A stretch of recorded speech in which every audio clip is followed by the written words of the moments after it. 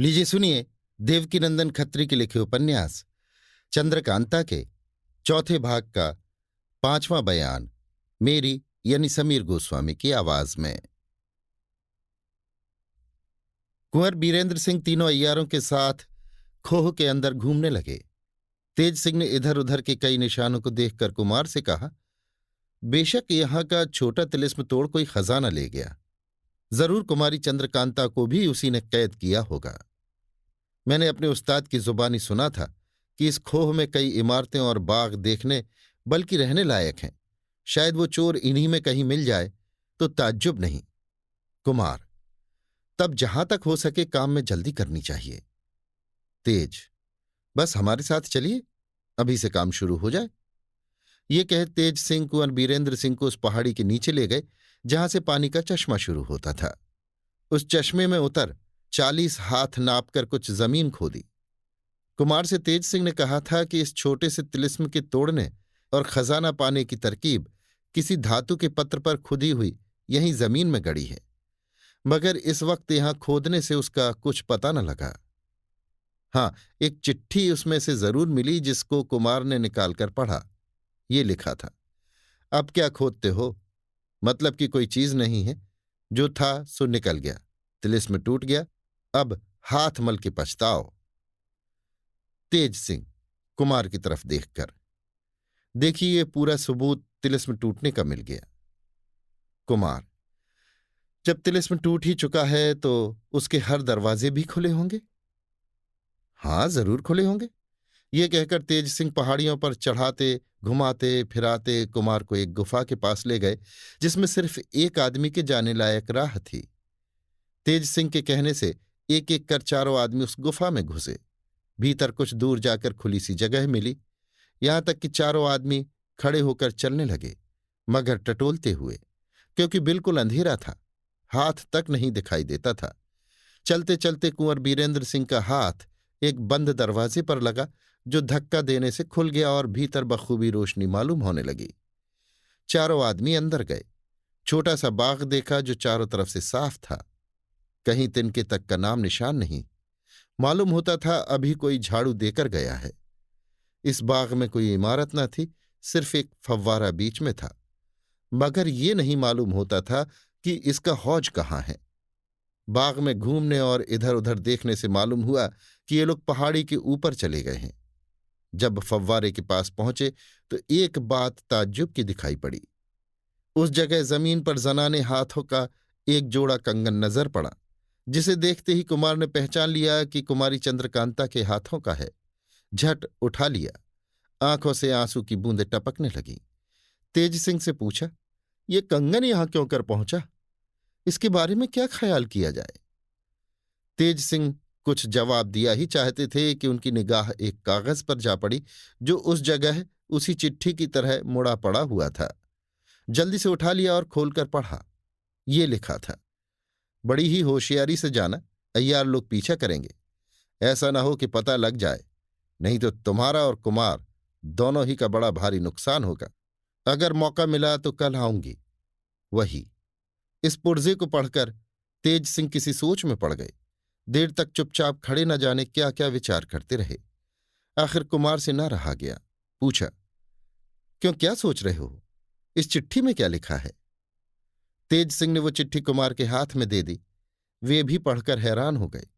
बोले, इसमें जो कुछ लिखा है उस पर गौर करने से तो मालूम होता है कि हमारे और वन कन्या के मामले में ही कुछ है, मगर किसने लिखा ये पता नहीं लगता। तेज सिंह, आपका कहना ठीक है, पर मैं एक और बात सोच रहा हूं जो इससे भी ताज्जुब की है। कुमार, वो क्या। तेज सिंह, इन हरफों को मैं कुछ कुछ पहचानता हूं, मगर साफ समझ में नहीं आता क्योंकि लिखने वाले ने अपना हर्फ छिपाने के लिए कुछ बिगाड़ कर लिखा है। कुमार, खैर इस चिट्ठी को रख छोड़ो, कभी न कभी कुछ पता लग ही जाएगा। अब आगे का काम करो। फिर ये लोग घूमने लगे।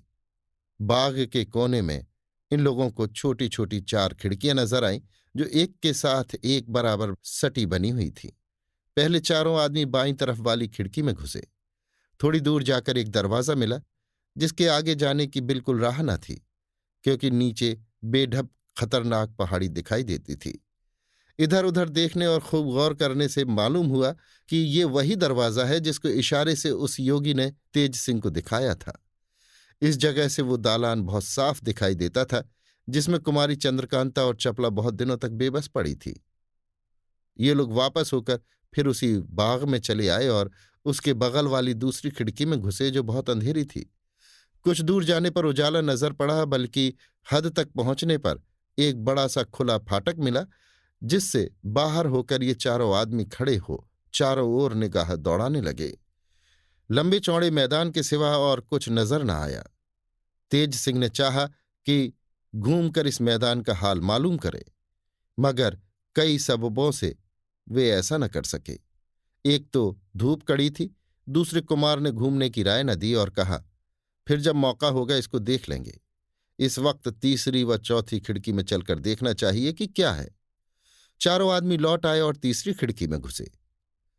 एक बाग में पहुंचते ही देखा कि वन कन्या कई सखियों को लिए घूम रही है, लेकिन कुंवर बीरेंद्र सिंह वगैरह को देखते ही तेजी के साथ बाग के कोने में जाकर गायब हो गई।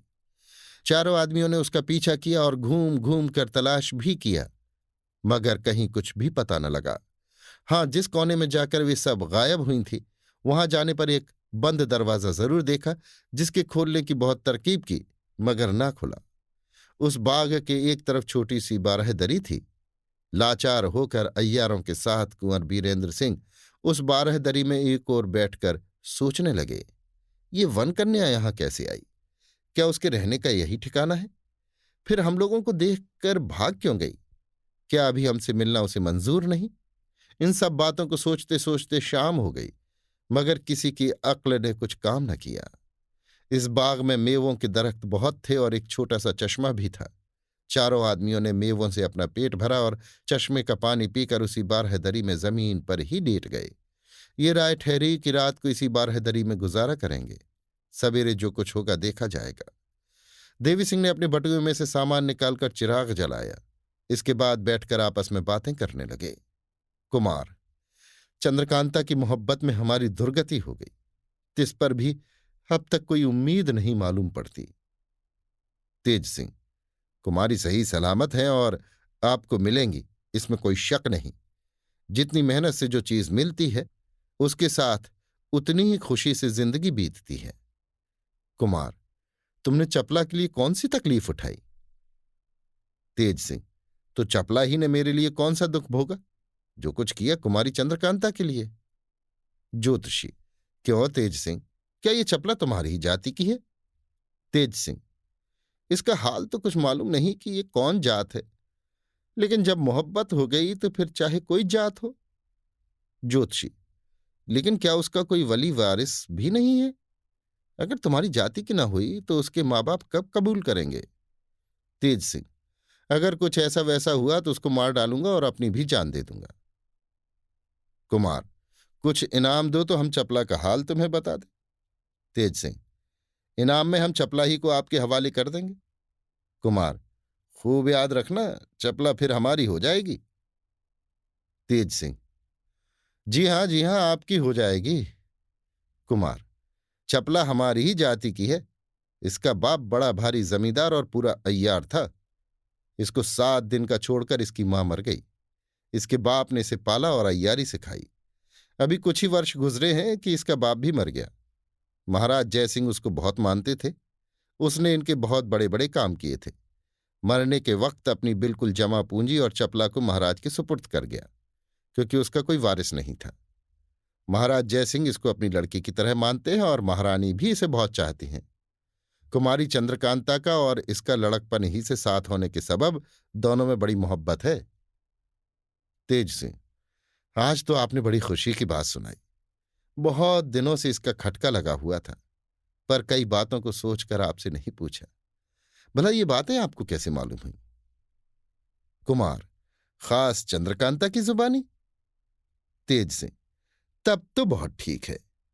तमाम रात बातचीत में गुजर गई, किसी को नींद न आई। सवेरे ही उठकर जरूरी कामों से छुट्टी पा उसी चश्मे में नहाकर संध्या पूजा की और कुछ मेवा खा। जिस राह से उस बाग में गए थे उसी राह से लौट आए और चौथी खिड़की के अंदर क्या है ये देखने के लिए उसमें घुसे। उसमें भी जाकर एक हरा भरा बाग देखा, जिसे देखते ही कुमार चौंक पड़े। अभी आप सुन रहे थे देवकीनंदन खत्री के लिखे उपन्यास चंद्रकांता के चौथे भाग का 5वां बयान, मेरी यानी समीर गोस्वामी की आवाज में।